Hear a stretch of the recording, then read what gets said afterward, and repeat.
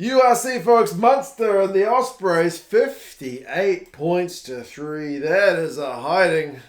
If ever I've seen one, we're going to go through some key events and stats. You guys can let us know your thoughts on the game. But wow. Six Nations takes a break for a week. We get back into some URC, obviously minus all the international guys for the most part. And, believe it or not, Munster were behind early on in this game.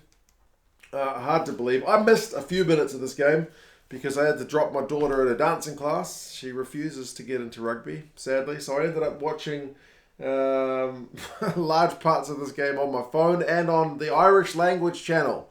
So I don't really know what they were talking about. They kept saying, like, is it Coogie Moon or Hoogie Moon? I don't know what that means, but that's the phrase they use most often in the game. But the other phrases they used the most were just the names. The likes of Gavin Coombs and Carberry and whatnot having pretty bloody impressive shifts. Gavin Coombs is just insane. But anyway, as I said, the Ospreys were in the lead.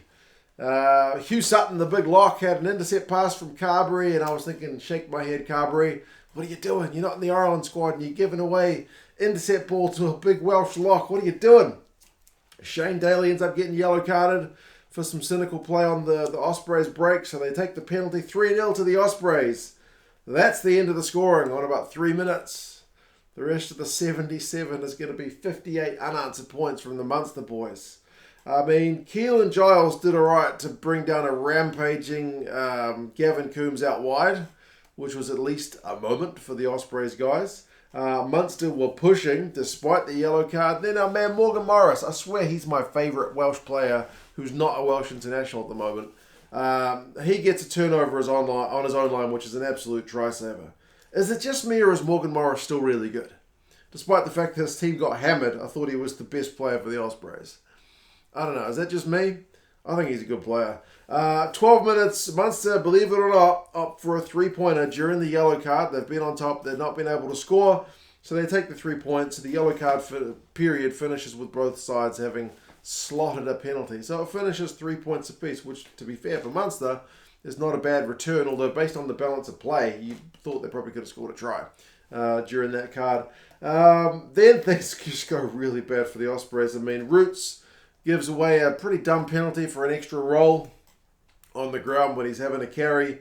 That gives Munster some great field position, and Gavin Coombs is able to get into some space for the first of his 3 tries. The first of Munster's, 9?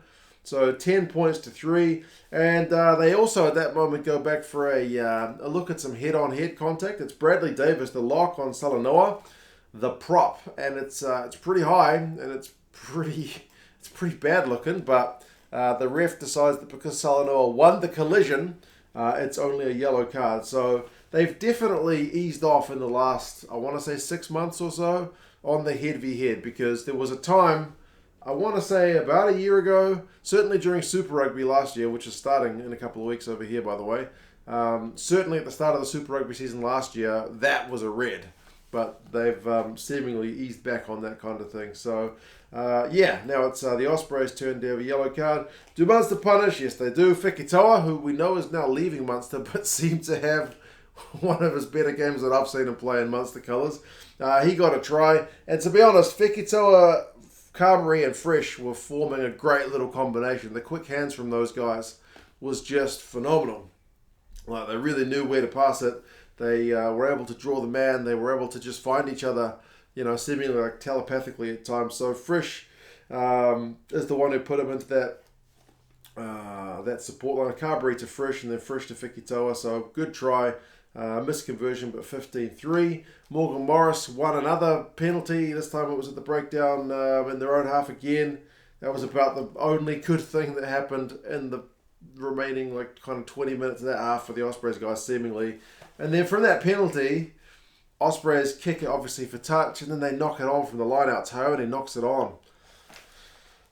It was not good stuff from the Ospreys. I mean, Munster got held up.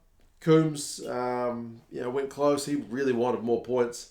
Ospreys came back to 15 men after their yellow card was over. But, I mean, Munster, just from the goal line dropout, basically just scored a try from the return of it. I mean, Fekitoa with a good carry.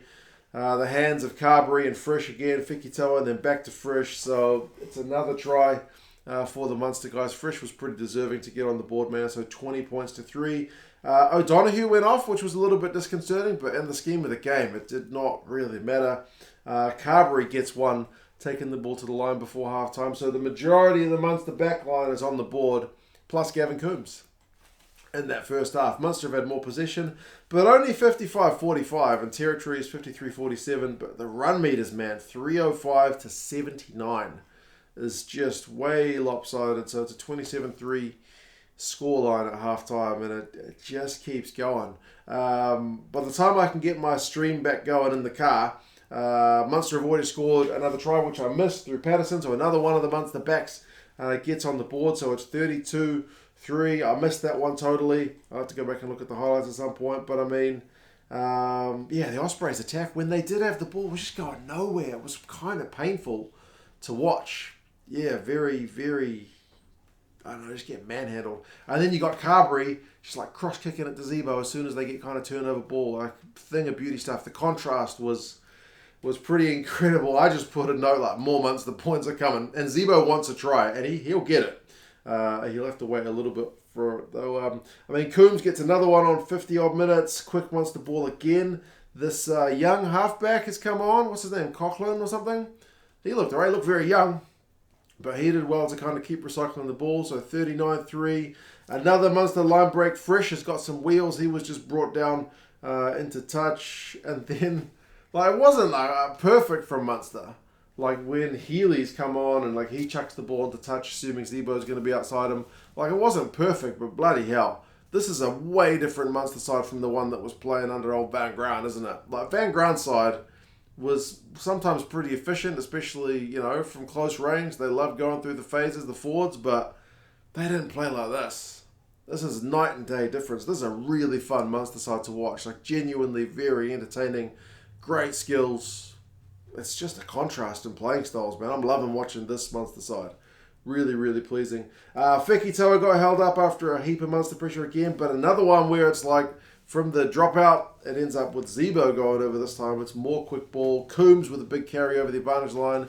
And then Daly puts Zebo in through a gap. So, yeah, man, it's 44-3. Getting pretty hairy. Daly gets one of his own. Is it every other... I think the commentary mentioned that every other back had scored at that point. So Daly needed to get on the board. He does get on. Oh, no, Liam Coombs, who was playing, wasn't he? He didn't get on the board. But, Daly from a line-out move, and it was Dermot Barron that set it up, the replacement hooker. So they were just having absolute fun. So 51-3. Jack Walsh, I think it was, for Ospreys, had one wee chance to turn over ball, but it was that man Barron again, I think, getting back to help shut it down. It was crazy stuff. I missed the last try, the hat-trick one from Gavin Coombs, but it does not surprise me that he is the man to get it because the dude is just unbelievable. So possession finishes 54-46, territory 60-40, so obviously in Munster's favour. But with possession 54-46, you wouldn't expect run meters to be 732 to 164. That is just the contrast in how Munster were attacking so easily, and Ospreys will just get nowhere. The clean breaks is 11-1. Offloads is 15-1. You can't imagine that under the Van Graan days, right? Turnovers is 4-5 with the Ospreys getting one more. You've got Morgan Morris to thank for 3 of those for the Ospreys. That's what I'm talking about. That guy, I still think looks good. Tackling percentage, Munster is 82, make 90 tackles. The Ospreys make 110, but only at 75%, so they missed a lot of tackles. Wycherley, the lock, was just charging everything down. He had whatever he had for breakfast. We would say Weet-Bix here in New Zealand. He must have had them because he had energy all day long. Frisch has 111 run meters and 3 clean breaks. Zebo has 100 run meters and 3 clean breaks. Gavin Coombs, man of the match, has 91 run meters, 6 defenders beaten, 1 clean break, 21 carries, and he's top equal tackler with Josh Wycherley with 11. The guy is unbelievable. Morgan Morris for the Ospreys makes 14 carries, so he's their top carrier. He makes 12 tackles, so he's their top tackler. I think, or was he second tackler to Sutton, I think. And 3 turnovers, 1. He also makes 44 meters. The next best Ospreys guys for run meters was Sutton, But remember, he had that intercept. So nobody in the Ospreys was getting any meters. They were just going nowhere. Genuinely. So there you go, folks. Munster. You're a fun team to watch when you play like that. Obviously, this game was done and dusted very early on, so there was no edge of your seat nature about it. But just waiting to see which Munster guy was going to score was kind of crazy. I felt bad for the Ospreys guys, though. I mean, Morgan Morris, as I mentioned, was a bit of a bright spot. I still think that guy's got a big future. But there was just frustration from the Ospreys players. They felt sorry for like Nicky Smith. He was getting pinged at one point for not releasing, and Myler was getting pretty frustrated. But I mean, what can you do? Hey, didn't see Keelan Giles get into any space. So yeah, there you go, folks. 58-3. You guys let us know your thoughts, and yeah, I'll talk to you guys again soon.